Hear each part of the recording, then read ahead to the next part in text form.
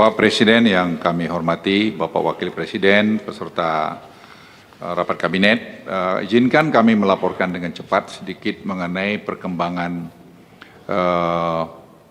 konflik di Timur Tengah dan kemudian juga dampaknya pada ekonomi kita dan apa langkah-langkah kita. Tadi saya kira Menko Perekonomian sudah memberikan penjelasan yang cukup jelas buat kita semua. Kita tidak perlu ada kekhawatiran berlebihan dengan keadaan di sana, nanti akan kami jelaskan di sini. Nah, kalau kita lihat operasi Fury dan Roaring Lion, serangan Amerika Serikat dan Israel ke Iran, itu mereka menargetkan seperti ini, ada 3, yaitu melumpuhkan pertahanan udara Iran, melumpuhkan kapasitas Iran, dan seterusnya seperti yang ada di slide. Juga saya ingin menambahkan pada peserta rapat yang terhormat bahwa bangsa Iran ini sebenarnya bangsa Arya, jadi tidak mudah juga ditaklukkan. Kalau kita lihat slide berikutnya, jumlah rudal yang ditembakkan Iran menurun tajam, ya, karena 50% peluncuran rudal dilaporkan telah dihancurkan, tapi juga jangan lupa mereka sudah membuat drones yang murah, yang bisa ditembakkan hampir dari mana saja. Tetapi teknologi AI seperti slide yang Bapak saksikan itu juga memang berkembang. Jadi ini adalah menurut saya perang teknologi dan juga spirit untuk melawan. Tapi kalau kita lihat jumlah drone yang ditembakkan Iran juga menurun. Slide berikutnya ini saya lihat terus menurun.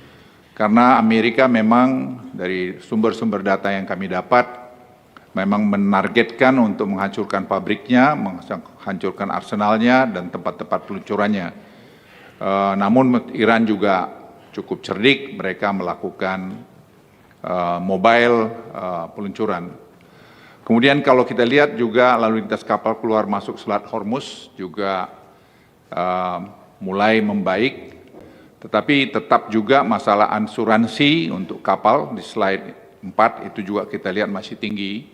Dan ini masih tentu ada kekhawatiran yang di berbagai pihak. Tapi juga kita jangan lupa, Iran ini juga punya kepentingan karena hidup mereka banyak tergantung pada pada minyaknya. Dan juga di dekat Iran itu juga ada fasilitas mereka yang sangat besar untuk memproses minyaknya menjadi end product. Ini hal-hal yang perlu kita pahami. Angkatan Laut Iran itu menjadi sasaran serangan Amerika dan untuk mengamankan penutupan Selat Hormuz, dan itu telah dilakukan oleh mereka. Mereka sudah menghancurkan kapal-kapal angkatan laut dari Iran. Tapi juga Bapak Ibu sekalian, Bapak Presiden, situasi sangat fluktuatif. Kalau kita lihat di sini, kapal tanker Amerika Yunani terbakar setelah Iran mengklaim serangan drone bawah air. Kami laporkan Bapak Presiden, memang dari sumber-sumber yang kami dapat, drone dari Iran ini juga sekarang dikembangkan drone dari bawah air. Dan ini menjadi, kalau istilah saya seperti lapor pada Bapak kemarin, seperti perang di gerilya di Papua. Mereka ini membuat drone yang murah, bisa 2.000 km, GPS, targeted, dan kapan saja bisa diluncurkan. Dan itu yang juga memang dikhawatirkan Amerika sekarang, karena mereka mendapat informasi bahwa ada kapal-kapal yang membawa drone ini mendekat ke Amerika.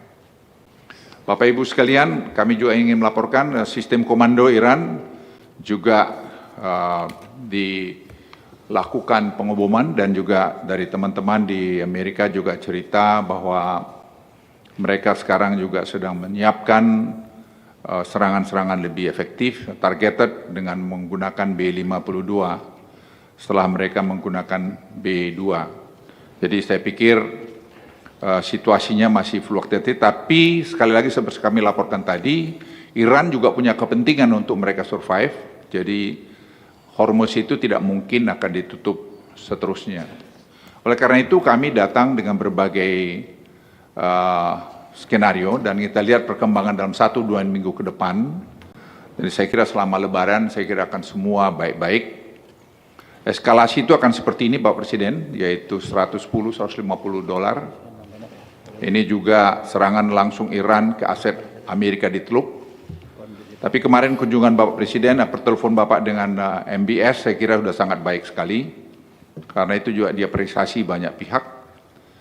Kemudian juga kalau kita lihat juga eskalasi ini, kegagalan total Dewan Transisi, karena mereka berharap akan terjadi transisi di Iran. Tapi kalau itu sampai gagal terus Pak, ya itu juga tidak mudah untuk mengatasinya. Tapi saya tanya daripada mereka optimis itu akan terjadi, perlu kita cermati saja. Kemudian perang Iran-Israel ini, prolog, akses Hormuz terbatas, kita lihat tadi minyak antara 80 sampai 110, dan deeskalasi kami juga akan melihat bahwa itu akan diturun ke 65-80 dolar. Tapi kita semua jangan ya hati-hati mengenai ini. Dan kemudian harga minyak Brent kalau kita lihat seperti slide ini, dan harga minyak Brent kita lihat juga bahwa next slide juga akan menurun di sini. Dan tadi Menko Perekonomian sudah jelaskan penggunaan sudah bahwa kita punya keuntungan harga CPO dan semua juga naik. Sebagai bagian terakhir, kita perlu mempercepat proses government teknologi Bapak Presiden, dan koordinasi sudah jalan dengan bagus, dan proses sanggah sekarang sedang jalan di Banyuwangi dan hampir selesai. Kementerian Sosial, Kementerian Dalam Negeri, BPS semua sekarang berjalan seimbang, dan ini membuat efisiensi akan sangat baik sekali. Dari 41 kabupaten kota kemarin kami rapatkan sudah jalan, dan apa yang kami laporkan Bapak kemarin untuk roll out nasional itu tetap bisa dilakukan pada bulan Oktober tahun ini. Dan itu akan memberikan penghematan luar biasa pada kita.